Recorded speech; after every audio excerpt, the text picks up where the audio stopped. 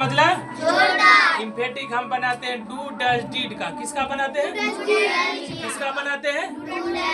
Emphatic का काम है वाक को जोरदार बनाना। क्या बनाना? क्या बनाना? हाँ, और वाक जो है इसका जोरदार होगा। क्या होगा रे? कैसा होगा? कैसा होगा? कैसा होगा? कैसा होगा?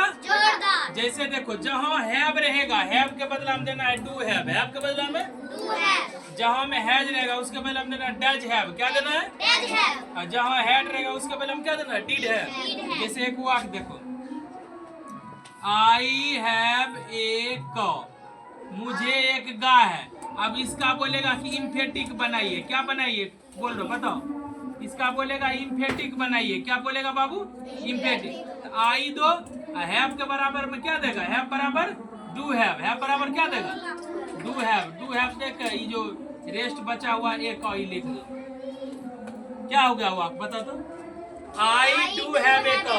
क्या हो गया? इसका हिंदी हुआ कि मेरे पास एक गाय है। ध्यान दो, मेरे पास एक गाय है। और जब ये इम्फेटिक जो लगा, इम्फेटिक, इसका हिंदी हो गया कि मेरे पास एक गाय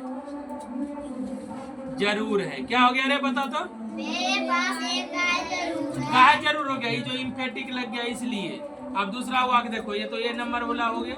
2 नंबर को वाक्य देखो, जैसे बोलो सी हैज, बोलो सी हैज ए कॉ। इसका मतलब क्या हो गया?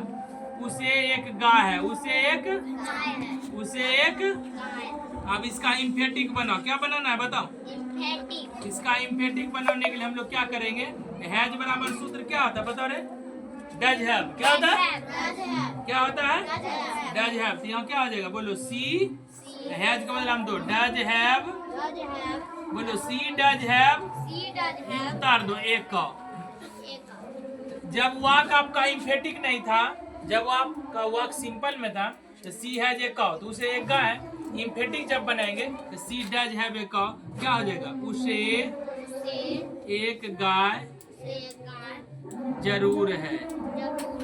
अब देखो सी नंबर पे देखो, बोलो आई हैड ए मंकी। मुझे एक बंदर था। इसका हिंदी क्या हुआ बता तो? मुझे एक बंदर था। क्या हो जाएगा?